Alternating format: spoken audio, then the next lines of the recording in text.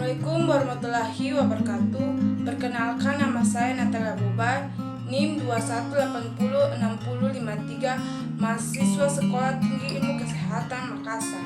Roleplay keperawatan jiwa SP1 halusinasi. Strategi pelaksanaan satu halusinasi. SP1 halusinasi melatih pasien mengontrol halusinasinya dengan cara menghadri.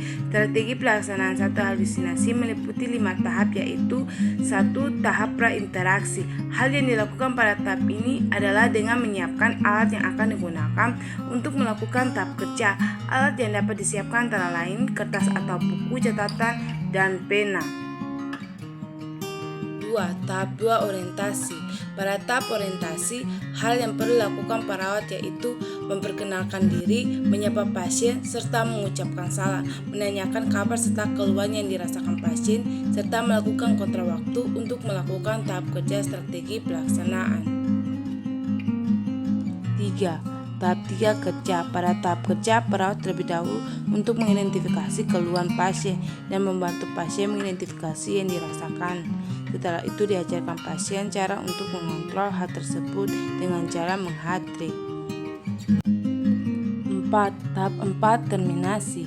Pada tahap ini perawat mengevaluasi hasil kerjanya terhadap pasien. Setelah itu melakukan kontrol waktu untuk kegiatan selanjutnya. 5. Tahap 5 dokumentasi. Setelah kegiatan telah selesai, maka perawat harus mencatat seluruh hasil tindakan dalam catatan keperawatan. Catatan tersebut meliputi nama dan tanda tangan perawat, tanggal dan jam pemeriksaan kegiatan, serta hasil dari pemeriksaan kegiatan. Strategi pelaksanaan satu halusinasi. Kita masuk pada tahap orientasi. Assalamualaikum, selamat pagi Bu. Perkenalkan, nama saya Natalia Bobar, biasa dipanggil Lia. Boleh tahu Ibu nama siapa? Maria. Ibu sukanya dipanggil apa? Baiklah Ibu, gimana perasaan Ibu hari ini? Dan apakah ada keluhan yang ingin Ibu sampaikan? Saya merasa ada orang yang menjadi saya dan orang yang ingin membunuh saya. Saya takut, Bu. Baiklah Ibu Mei, bagaimana kalau kita akan berbincang-bincang tentang suara yang mengganggu Ibu Mei dan ingin mengejar dan membunuh Ibu. Nanti kita juga akan mempelajari cara mengontrol hal tersebut. Apakah Ibu bersedia? Ya, saya bersedia. Berapa lama Ibu ingin berbincang dan di mana Ibu Mei ingin berbincang? Terserah Ibu Lia. Di sini saja, Bu. Bagaimana jika 10 menit? Ya, boleh, Bu. Tahap kerja. Apakah Ibu merasakan yang mengejar-ngejar serta ingin membunuh Ibu dan mendengar suara tanpa ada wujudnya? Iya, Ibu Lia. Suara itu muncul dan lama-kelamaan memanggil dan mengejar saya dan ingin membunuh saya. Apa yang dikatakan suara tersebut?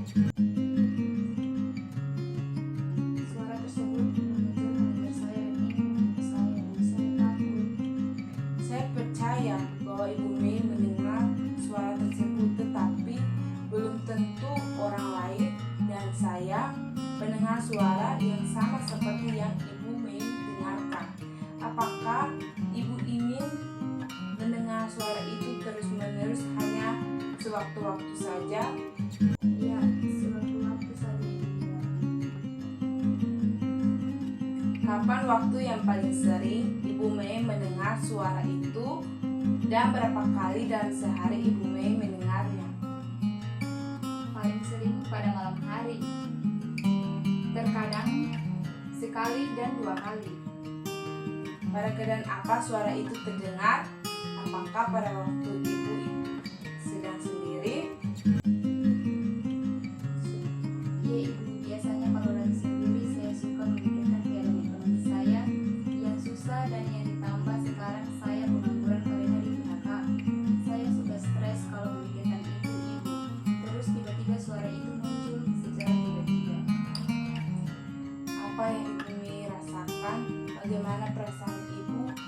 jika mendengar suara itu? Saya sangat ketakutan dan merasa terancam. Kemudian apa yang ibu lakukan?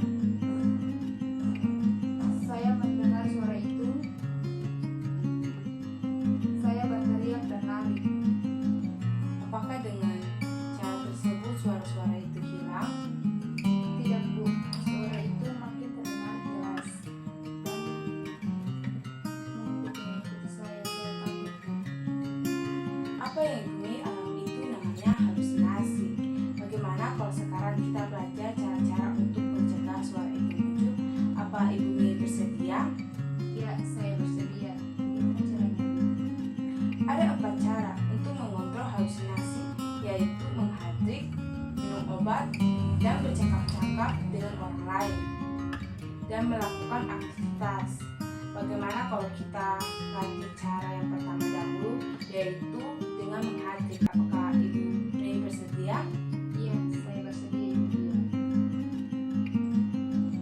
Baik, kita akan mulai sekarang ya ibu. Saya akan mempraktekkan terlebih dahulu, habis itu ibu akan mempraktekkan kembali apa yang telah saya lakukan. Begini, jika suara itu muncul, katakan dengan keras, "Pergi, pergi, saya tidak mau dengar kamu." Suara palsu sambil menutup kedua telinga ibu.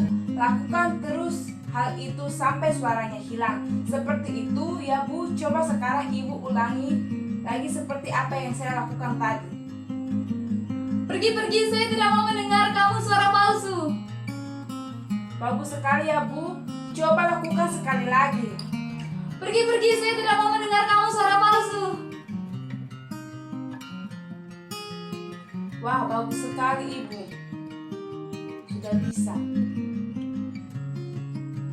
Bagaimana perasaan Ibu Mei setelah kita bercakap-cakap tadi? Saya merasa tenang, Bu. Syukurlah kalau gitu Bu. Masih ingat pembicaraan kita mengenai permasalahan Ibu dan cara mengatasinya? Ibu saya mengalami halusinasi, sering muncul kalau saya lagi sendirian. Kalau suaranya muncul, saya bisa mengatasinya dengan menghardik seperti yang Ibu Lia ajarkan. Apa Ibu masih ingat caranya?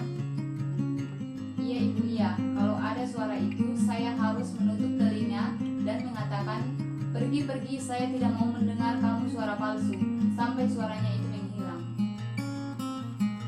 Bagus sekali karena Ibu Mei sudah mengerti. Jika hal tersebut itu muncul lagi, tolong Ibu Mei praktekkan cara yang sudah saya ajarkan dan masukkan dalam jadwal harian Ibu. Ibu Mei bisa melakukannya 2 minggu hingga 3 kali sehari pada pukul jam 9 pagi, jam 2 siang, dan jam 8 malam. Iya, saya akan melakukannya. Baiklah Ibu Mei, bagaimana kalau besok kita akan berbincang-bincang tentang cara yang kedua, yaitu dengan minum obat untuk mencegah suara-suara itu muncul. Apakah Ibu bersedia? Iya, saya bersedia. Bagaimana jika besok kita berbincang-bincang besok lagi di taman atau di mana saja? Waktunya pukul jam 9 pagi. Iya, saya siap. Kalau begitu saya pamit dulu ya Ibu Mei. Sampai bertemu besok dan selamat pagi. Iya, pagi.